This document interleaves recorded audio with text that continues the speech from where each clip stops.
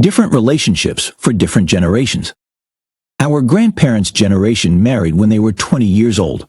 They lived together for 60 years, raised 3 children, rarely quarreled, and loved each other until death. How did they do it? And why is it so difficult for our generation to find a soulmate and carry love through life? We constantly search, communicate, fall in love, quarrel, and part to start all over again. Raised on the stories of our grandparents about love from school, and the only person for life, we tend to believe in the existence of fate and expect to meet that very person. But often, people suddenly find themselves 35 and lonely. We should have already married, started families, had children, and lived happily ever after. What's wrong with us? The institution of marriage has changed over the last century.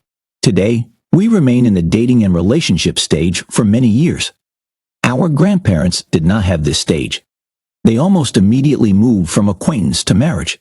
They didn't have to share common interests or personalities. Over their years of marriage, they learned to adjust to each other and avoid conflicts.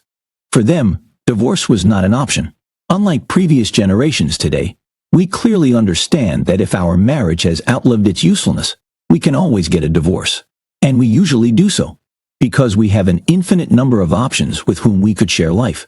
We are more demanding of our partners, more selective, and less tolerant, because we know we can try everything again with another person. We could meet them on the internet. They could be of any race, nationality, sex, gender, status, age, or profession. We have a vast selection. It is our advantage and our curse.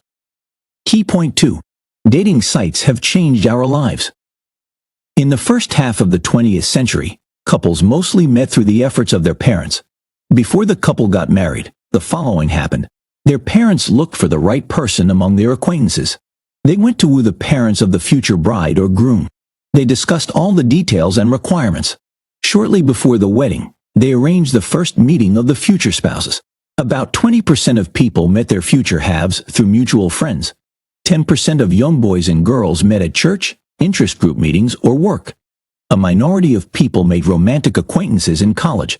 At that time, access to higher education was a rare luxury. In the 1990s, this situation changed. Families began to take a more hands-off part in offspring marriages. Almost half of the young couples met through friends, in companies, or on holidays. In the 2000s, the baton passed to online dating.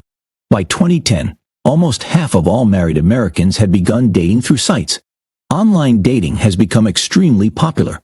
Its success lies in choosing among those who also pick you. You no longer need to muster up the courage to approach a person on the street who may not be interested in communication. Algorithms and filtering in dating apps do most of the work for you and serve up the ideal candidates on a silver platter. Unsurprisingly, the launch of the famous Tinder app in 2012 made a splash. Today, if you own a smartphone, you're carrying a 24/7 singles bar in your pocket. Aziz Ansari. For most Americans and Europeans, dating sites brought relief and comfort. But for a particular category of people, they became a saving breath of fresh air. In some countries and cultures, religion strongly influences secular life and determines its rules. For example, young men and women in Qatar cannot communicate on the street or spend time together. A young girl caught flirting is considered disgraced. Dating and chat apps have allowed Qataris to escape oppressive social rules. Snapchat is especially successful because it instantly and automatically deletes messages and photos while maintaining users' privacy. Key point 3. Try to fix it before you replace it. Previous generations started families at an earlier age. They had other criteria for choosing a partner, which were much narrower than ours. As a rule, they created families with their neighbors, matched by sex, age, and status. In short, men were supposed to provide housing and go to work, and girls were to be good housewives and healthy enough to endure and give birth to offspring.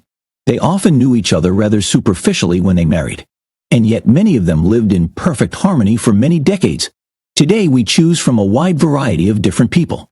We often refuse to continue a relationship because of some misunderstanding. We don't give people repeat chances or put in the effort to understand someone who doesn't seem interesting enough on the first date. Why? We consider it a waste of time. Our generation follows the idea of a perfect partner who will suit us at first glance. The abundance of choices relaxed us and made us lazy. For past generations, the list of options for potential partners was much shorter than ours. When they met the right person and agreed to connect their lives, they learned patience, forgiveness, and understanding, worked on themselves, and helped each other grow. They understood that they were bound together and had to find a common language. The things that really make us fall for someone are their deeper, more unique qualities, and usually those only come out during sustained interactions. Aziz Ansari. Today, we are less inclined to work on improving existing relationships. When difficulties arise, we often decide to part and seek happiness elsewhere. The World Wide Web has given us the confidence that there is always a better option than the one we have chosen. The bigger the choice, the less satisfied we are. There is a familiar story about a journalist who once asked an elderly couple how they managed to keep their family together for 60 years. The couple replied, "We lived in a time when broken things were fixed, not thrown away." Key point 4. Japanese people never date Argentines. Dating and marriage vary wildly from country to country. Of course, this strongly depends on the population's culture, religion, mentality, and temperament. For clarity, consider two opposing countries, Japan and Argentina. In Japan, there is little interest in sex and relationships, to the extent that the state has to intervene by allocating money for dating and family programs. There are particular services and sites for organizing dates funded by the state. According to surveys, about half of young people in Japan are not in a relationship and are not interested in sex. There is an opinion that this is due to the country's economic deterioration. People have to work harder, which takes time and effort. Men feel insecure due to a lack of money or not having the most successful career. They are embarrassed to show interest in women because they fear rejection. Meanwhile, women are becoming more financially independent and have good career opportunities. They are annoyed by indecisive men who are too afraid to hurt their egos by being rejected. Japan has an interesting way of group dating. The guy invites his friends, the girl calls hers, and everyone exchanges numbers. In Japan, the sex industry and so-called relationship replacement services are very developed. Single people go to particular establishments and pay for members of the opposite sex to drink with them, listen, hug, and give a pat on the head. People are buying a safe space that mimics intimate relationships. Also, prostitution is widespread and accepted in Japan. In addition, the demand for sex toys for self-satisfaction is very high. These are ways to avoid closeness with real people for fear of opening up and trusting. The situation in Argentina is strikingly different. Buenos Aires oozes with sexual energy. Men quickly get acquainted with women on the streets, aggressively court, and even shout depraved phrases at them. They have a hard time accepting rejection. If this seems blatant impudence or even a crime for tourists, local women, as a rule, come into play. Its policy is known to both parties. No commitment, passion, swiftness and transience of relationships, superficiality. Argentines perceive quick and meaningless interactions as fun. Interestingly, even those in a serious relationship do not refuse flirting and affairs on the side. It is their way to maintain their interest in life, feel desirable and beautiful, and be in good shape. Key point 5. Social networks add temptations to our lives. We meet attractive people all the time. Sometimes we see them in public places, but we often see them on our phone screens. Social media is the perfect platform to showcase yourself at your best and makes it very easy to watch someone you like. On Instagram, we often follow ideal people with their extraordinary lives. Involuntarily, we compare ourselves with them, not considering that the broadcast picture does not always reflect reality, which undermines our self-confidence. However, low self-esteem is not the only danger of social media. Social networks have allowed us to meet people from other cities, countries, and continents. You can flirt with the help of likes or reactions to stories. Commenting with a compliment may indicate the seriousness of your intentions, and some consider the publication of joint images as an open statement of partners' rights to each other. Of course, the active maintenance of social networks complicates parting. Firstly, if you often post photos with your partner, then after breaking up, you will probably want to delete or hide them because you don't want to see them. Besides, you will need to notify your followers that you and your partner are no longer together. We can become hostages to the habit of reporting our personal lives on social media. Secondly, most people try, often in vain, to stop spying on their ex and checking updates on their pages. All this interferes with the separation and can significantly increase the mourning period for unfinished relationships. There are other problems as well. Social networks have created a new field for intrigues, flirting on the side and cheating. It is much easier to arrange a secret meeting through private messages than face-to-face.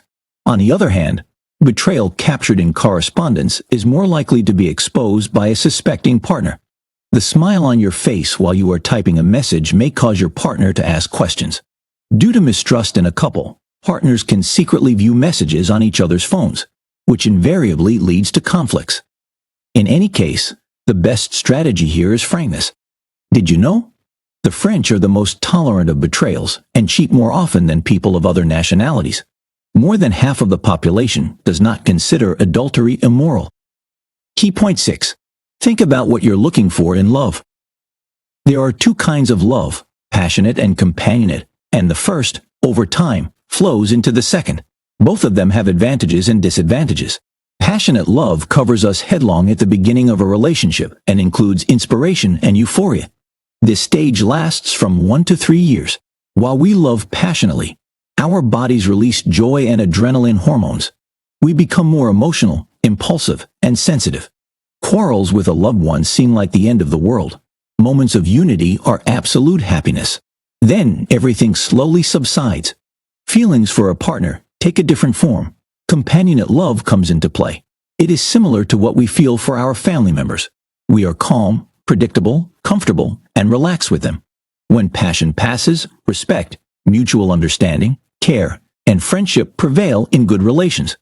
We know what to expect from our partner, their preferences, weaknesses, fears, and needs.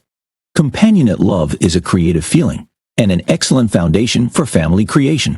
However, some people find companionate love boring. They are afraid of routine and strive to experience passion all their lives.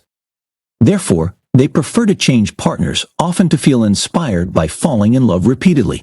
Understanding and accepting that there is no correct universal solution in life and love is essential. We must find a relationship format that suits our partners and us. It is crucial to remember that the meaning of love is not a social status and not a tribute to traditions, but personal happiness. Someone feels complete only in a couple and appreciates the opportunity to develop patience, generosity, and devotion in a long and robust monogamous relationship. These people get to know themselves and shape their lives and personalities through the prism of close, trusting interactions with a loved one. They are ready to invest in the long-term preservation of marriage and the prosperity of their family. Another type prefers short romances, passionate intrigues, and constant love. It is their way of exploring the world, enjoying its diverse and inexhaustible beauty, and keeping alive the zest for life.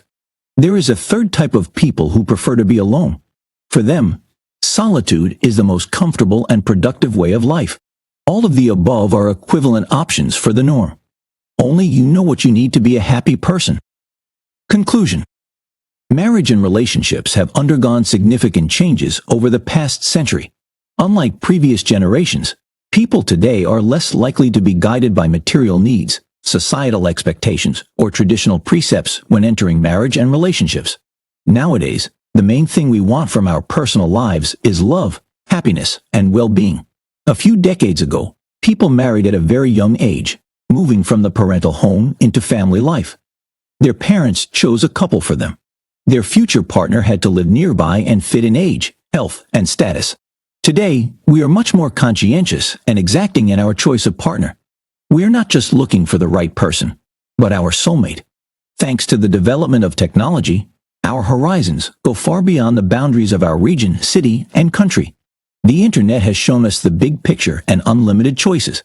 It simplifies and complicates our tasks at the same time.